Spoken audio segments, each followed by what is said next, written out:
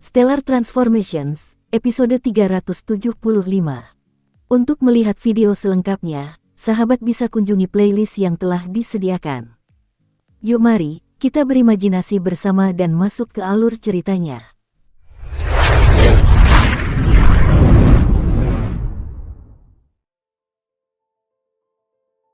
Xiong Hei, 3 langkah di depanmu akan ada formasi susunan berikutnya.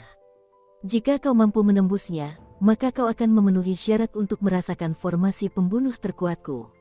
Suara Qin Yu yang jernih dan lantang terdengar di seluruh gunung Bewichyu. Xiong Hei berbalik dan memandang ke puncak gunung penyihir. Dia berteriak dengan nada memerintah. Qin Yu, sebaiknya kau bersembunyi di puncak gunung. Saat penguasa agung ketiga ini berhasil menembus semua formasi pertahananmu, aku akan menggunakan tongkat duri ilahi surgawi ini untuk menghancurkan tengkorakmu dan memusnahkan roh sejatimu. Setelah selesai mengatakan itu, Xiong Hei kembali melangkah maju dengan langkah besar. Gunung Bewichyu memiliki ketinggian hampir 2000 meter. Qin Yu berada di dekat puncak gunung. Begitu Xiong Hei memasuki formasi, karena formasi tersebut, dia tidak dapat melihat Qin Yu. Namun, karena formasi itu dibuat oleh Qin Yu, begitu Xiong Hei melangkah masuk, Qin Yu dapat melihat setiap gerakannya dengan sangat jelas. Menghancurkan roh sejatiku, gumam Qin Yu. Qin Yu sangat memahami bahwa roh sejati adalah kesadaran seseorang. Paman Fu berkata kepada Qin Yu dengan hormat, "Guru, bagi dewa biasa dan orang-orang yang lebih lemah, begitu jiwa mereka tercerai-berai, roh sejati mereka akan otomatis lenyap bersamanya. Itu karena roh sejati yang dimiliki seseorang pada saat itu terlalu lemah dan tidak mampu eksis dengan sendirinya. Namun, begitu jiwa seseorang mencapai tahap jiwa embrio dan menjadi dewa surgawi, bahkan jika jiwa seseorang tercerai-berai, roh sejati masih dapat eksis dengan sendirinya asalkan tidak rusak. Lalu bagaimana jika roh sejati seseorang tetap ada? Mungkinkah seseorang masih bisa terlahir kembali?" Qin Yu menatap Paman Fu. Paman Fu menjawab dengan hormat. Jika roh sejati seseorang masih ada, meskipun meregenerasi tubuh yang hilang akan sangat sulit, di alam ilahi, terdapat pil obat yang sangat berharga. Pil obat semacam itu akan memungkinkan seseorang untuk dibangkitkan kembali. Selain itu, bagi mereka yang hanya memiliki roh sejati yang tersisa, seorang ahli di tingkat surgawi agung juga dapat membangkitkan mereka. Qin Yu menggelengkan kepalanya dan tersenyum. Dewa Agung legendaris. Berapa banyak orang yang pernah bertemu dengan salah satunya?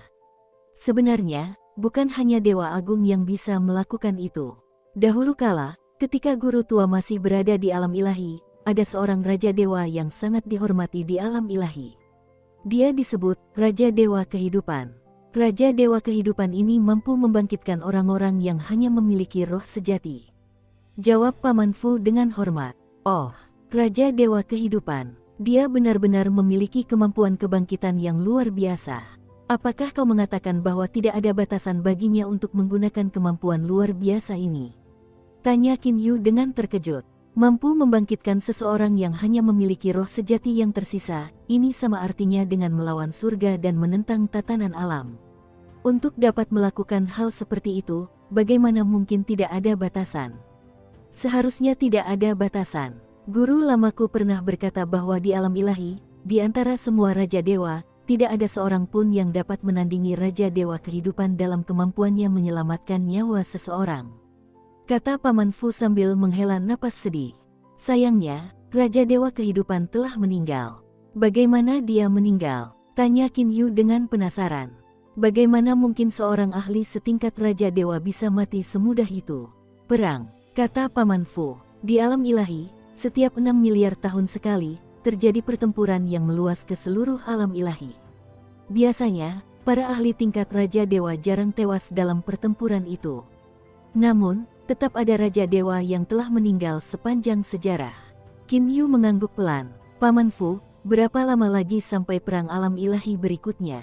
Dari sudut pandang Qin Yu, begitu perang dimulai, jika dia menjadi ahli pengrajin artefak pada saat itu, keuntungannya akan jauh lebih besar.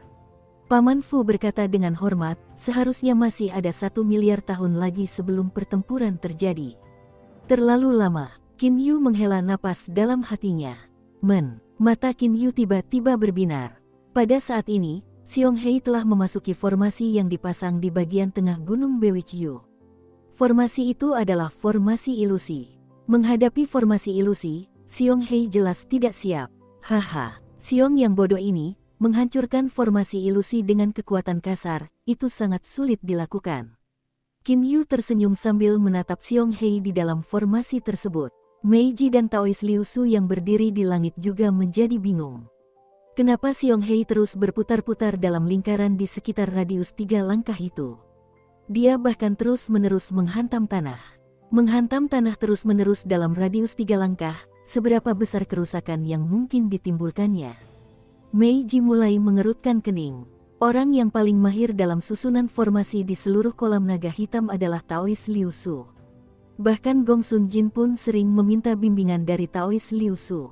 Kekuatan Taois Liu Su dalam susunan formasi sudah dapat dianggap mencapai puncak susunan formasi tingkat 2. Hanya saja, meneliti susunan formasi memang sangat rumit. Jika seseorang tidak memiliki orang lain untuk memberikan bimbingan, sangat mudah baginya untuk tersesat ketika menganalisis susunan formasi di lautan susunan formasi yang sangat luas ini, sehingga memasuki jalan yang salah. Tidak semua orang memiliki bimbingan cermat dari gulungan-gulungan yang ditinggalkan oleh Dewa Pengrajin Cheu Yuan. Xiong Hei seharusnya memasuki formasi ilusi. Dirinya yang sekarang mungkin masih belum tahu bahwa dia telah berlarian berputar-putar, dan dia juga tidak tahu bahwa dia telah menghantam area yang sama sepanjang waktu. Taois Liu Su masih menatap Xiong Hei di dalam formasi tersebut. Benar seperti yang diduga Taois Liu Su, Xiong Hei tidak menyadari bahwa dia telah menghancurkan area yang sama sepanjang waktu. Saat ini, yang dilihatnya hanyalah hamparan tanah yang luas. Dia tidak mempedulikan hal lain dan hanya fokus pada menghancurkan tanah. Tongkat berduri raksasa itu menciptakan kawah besar setiap kali menghantam tanah. Xiong Hei akan berlari sebentar lalu menciptakan kawah lain. Begitu saja, dia terus menghancurkan kawah. Dia sudah menghancurkan lebih dari 100 kawah. Huf, huf. Xiong Hei terengah-engah. Tongkat berduri itu adalah senjata serang yang berat. Terlebih lagi, dia menyalurkan sejumlah besar energi ilahi surgawi ke dalamnya setiap kali dia menghantamkannya. Jika tidak, bagaimana dia bisa menghancurkan batu-batu dari alam ilahi hingga membentuk kawah besar? Menghantam tanah dengan marah lebih dari 100 kali berturut-turut benar-benar telah menghabiskan sejumlah besar energi ilahi surgawi Xiong Hei. Apa yang sedang terjadi? Urat-urat di dahi Xiong Hei menonjol. Tatapannya tertuju ke timur lalu ke utara. Susunan formasi, aku sebenarnya masih berada di dalam susunan formasi. Aku sudah menghancurkannya ratusan kali. Seharusnya aku sudah menghancurkan setengah dari seluruh gunung Bewichyu sekarang. Mengapa susunan formasi ini masih ada di sini? Xiong Hei menatap padang rumput yang menutupi seluruh pandangannya. Ia mulai merasa agak marah. Metode paling efektif untuk menembus penghalang ilusi adalah Xiong Hei menyimpan gada berduri, penghancur gunung, miliknya. Dia mulai melayang di udara. Tubuhnya sepenuhnya diselimuti energi ilahi surgawi berwarna hijau giok. Dengan Xiong Hei sebagai pusatnya, ruang seluas 10 meter di sekitarnya mulai terdistorsi. Padang rumput luas yang awalnya dilihat Xiong Hei juga mulai berubah bentuk. Padang rumput itu berubah menjadi bebatuan gunung yang hancur menjadi bubuk. Dengan kata lain, ruang seluas 10 meter di sekitarnya dengan Xiong Hei sebagai pusatnya telah kembali menjadi gunung Bewichyu yang sebenarnya. Adapun ruang yang lebih besar, masih tertutup oleh susunan ilusi. Haha, susunan ilusi. Susunan formasi hanyalah seni kecil yang tidak pantas untuk seorang pria terhormat. Di hadapan kekuatan ruang, bukankah itu tetap akan dikalahkan? Kata Xiong Hei sambil tertawa terbahak-bahak. Dia mulai terbang ke depan. Kemanapun dia terbang, area dalam radius 10 meter darinya menjadi nyata. Susunan ilusi itu tidak lagi mampu memengaruhi indranya. Begitu saja, Xiong Hei dengan santai melewati susunan ilusi tersebut. Setelah melewati susunan ilusi, Xiong Hei telah mencapai pinggang gunung Bewichyu. Qin Yu, sebaiknya kau persiapkan dirimu, karena aku akan datang untuk membunuhmu. Teriak Xiong Hei dengan suara lantang. Saat ini, Qin Yu berdiri di puncak gunung Bewichyu dengan tangan di belakang punggungnya. Dia juga berkata dengan suara lantang, Xiong Hei, kemampuanmu menembus formasi ilusi bukanlah hal yang signifikan. Jika kau terus maju, kau akan menghadapi formasi pembunuh terkuatku. Mari kita lihat bagaimana kau akan mencoba menembusnya. Susunan pembunuh. Haha, sederhana, sederhana. Xiong Hei sangat percaya diri. Meskipun formasi pembunuh memiliki daya serang, setidaknya formasi itu tidak akan membuatnya kehilangan arah. Dari sudut pandang Xiong Hei, dia percaya bahwa dia hanya perlu menahan rasa sakit sebentar, lalu menghancurkan gunung itu dengan gada berduri miliknya dan menghancurkan fondasi formasi tersebut untuk menerobosnya. Sederhana, senyum tipis teruk di wajah Qin Yu. Jangan terlalu percaya diri. Terlalu percaya diri bisa menyebabkanmu kehilangan nyawa. Qin Yu sangat percaya diri dengan formasi pembunuh ini. Formasi pembunuh ini adalah pencapaian terkuat Qin Yu dalam formasi pembunuh. Ini adalah formasi tingkat 3. Lebih jauh lagi, jika dibandingkan kekuatannya, formasi pembunuh ini bahkan lebih kuat daripada formasi tingkat 3 biasa. Itu karena formasi tingkat 3 ini terutama menggunakan serangan atribut api. Qin Yu memiliki gelang api pemurnian. Gelang api pemurnian terdiri dari 9 manik api asal ungu. Dengan bantuan gelang api pemurnian, formasi pembunuh atribut api Qin Yu menjadi jenis formasi terkuatnya. Aku tidak percaya kau akan tetap hidup di bawah serangan api murni putih. Qin Yu memasang ekspresi sangat percaya diri di wajahnya. Api murni putih adalah api sejati yang dimiliki Dewa Langit. Qin Yu telah menyempurnakan formasi berlapis 26 lapis. Selain itu, ia memiliki bantuan dari gelang api pemurnian. Gelang itu memungkinkannya untuk menggunakan api murni putih untuk menyerang. Saat berhadapan dengan api putih murni, bahkan jika seseorang adalah Dewa Langit, tubuhnya tetap tidak akan mampu menahannya secara terus-menerus kecuali jika ia memiliki zirah perang ilahi surgawi. Sangat jarang Xiong Hei memiliki artefak ilahi surgawi berkualitas rendah. Bagaimana mungkin dia memiliki armor pertempuran ilahi surgawi yang defensif? Jadi, pertempuran ini, begitu Xiong Hei memasuki formasi Arai, dia akan hangus terbakar oleh api murni putih. Bahkan roh sejatinya pun tidak akan mampu bertahan. Di bawah tatapan Taois Liu Su, Meiji, dan hampir 10.000 dewa, Xiong Hei memasuki formasi pembunuhan terkuat milik Qin Yu. Killing Arai, hancurkan untukku. Dengan penuh semangat, Xiong Hei menjulurkan lidahnya yang besar. Dia menjilat bibirnya yang tebal dan besar. Dia memegang gada berduri dengan kedua tangannya dan dengan ganas menghantamkannya ke tanah. Namun, tepat pada saat ini, gumpalan api putih muncul di tanah.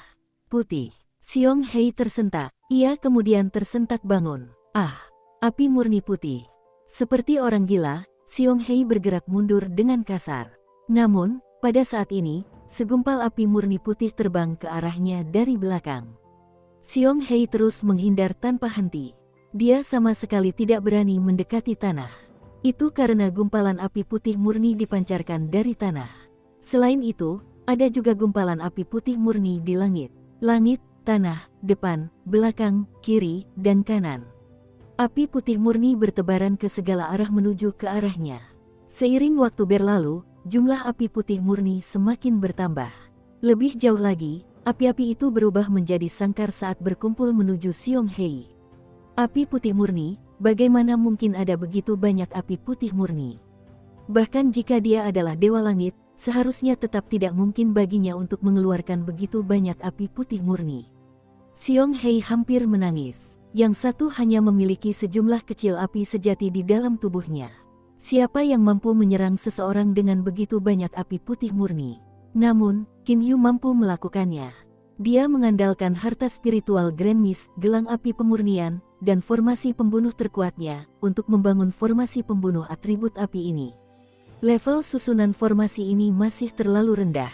Seandainya itu susunan formasi level 4 atau level 5, kurasa seluruh jangkauan susunan formasi akan tertutupi sepenuhnya oleh api murni putih yang tak terbatas, tidak seperti gumpalan api murni putih seperti sekarang. Kekuatanku saat ini juga terlalu rendah. Meskipun aku telah sepenuhnya menyempurnakan gelang api pemurnian, jumlah api murni putih yang dipancarkan oleh gelang api pemurnian itu terlalu sedikit. Jika aku lebih kuat, maka hanya dengan gelang api pemurnian saja, aku akan mampu menciptakan kobaran api murni putih yang dahsyat. Qin Yu menghela napas dalam hatinya. Namun, Xiong Hei sudah kehilangan semua harapan. Menghadapi api murni putih yang mengelilinginya dan semakin mendekat dari segala arah, Xiong Hei sudah bingung harus berbuat apa. Dia hanyalah dewa langit tingkat rendah. Seandainya dia adalah dewa langit tingkat menengah, maka dengan pemahaman hukum spasial yang dimiliki dewa langit tingkat menengah, dia akan mampu menciptakan domain absolut dan melarikan diri dengan mudah. Namun, dia adalah dewa langit tingkat rendah. Batasan yang diberikan oleh ruang alam ilahi terlalu besar. Di alam ilahi, yang bisa dia lakukan hanyalah membiarkan dirinya memiliki kemampuan untuk terbang dan mendistorsi ruang di sekitarnya. Api putih murni. Xiong Hei menatap armor pertempuran ilahi berkualitas tinggi yang dikenakannya dan tersenyum getir. Melawan api murni putih, artefak ilahi berkualitas tinggi sama sekali tidak mampu menahannya. Xiong Hei telah tenggelam dalam keputusasaan dan kehilangan semua harapan. Kobaran api putih murni yang sangat padat itu terbang menuju Xiong Hei. Jaraknya hanya beberapa meter darinya. Namun, pada saat itu, terjadilah sebuah kejadian yang membuat semua orang yang hadir tercengang. Bang! Seolah-olah kebingungan, gumpalan api putih murni itu tampak kehilangan kendali dan mulai terbang ke segala arah secara acak. Lebih jauh lagi, setelah terbang beberapa meter, semua api itu padam. Ini, Xiong Hei menyaksikan pemandangan ini dengan ekspresi tercengang. Terdapat lubang besar di paha dan dadanya. Darah mengalir tanpa henti dari sana. Namun, dia sama sekali tidak mempedulikannya. Api putih murni yang sebelumnya berterbangan secara kacau, dua di antaranya telah masuk ke dalam tubuhnya. Adapun sisanya, sebagian telah padam sebelum menyentuhnya. Xiong Hei bingung tentang apa yang telah terjadi. Dengan susunan formasi berlapis-lapis sebanyak 26, menurut kesimpulan deduksi, Xiong Hei ini seharusnya sudah mati. Namun, tampaknya energi dari api murni putih terlalu besar. Baik susunan formasi lapisan ketiga maupun lapisan ke-8 terpengaruh. Susunan pembunuh yang awalnya terbentuk secara mengejutkan runtuh begitu saja. Qin Yu merasa sulit menerima hasil seperti itu. Membangun susunan formasi merupakan hal yang sangat hati-hati. Terutama susunan formasi berlapis-lapis seperti ini. Selama satu lapisan susunan formasi di dalamnya mengalami masalah, seluruh susunan formasi akan runtuh. Guru, inilah pentingnya bereksperimen dengan susunan formasi. Deduksi hanyalah teori, itu hanyalah keadaan yang paling ideal. Namun, dalam kenyataan, semakin rumit susunan formasi, semakin sulit untuk mencapai hasil dari deduksi tersebut, kata Paman Fu di samping Qin Yu. Qin Yu tersenyum dan mengangguk. Aku mengerti logika ini. Aku hanya tidak menyangka bahwa Xiong Hei benar-benar berhasil menyelamatkan nyawanya dari runtuhnya formasi. Di masa lalu, Qin Yu selalu menantikan untuk menguji susunan formasinya dan menemukan kesalahan dalam deduksinya. Namun, pada saat kesalahan itu terjadi, Qin Yu merasakan sedikit rasa tidak senang. Bagaimanapun, Dewa Langit tingkat rendah Xiong Hei akan segera kehilangan nyawanya dalam waktu singkat. Namun sekarang, surga menolongku, oh surga menolongku. Dengan penuh semangat, Xiong Hei meraung 2 kali. Seluruh dahi, wajah, dan bahkan punggungnya dipenuhi keringat dingin. Xiong Hei memulihkan luka-lukanya menggunakan energi ilahi surgawi yang tersisa.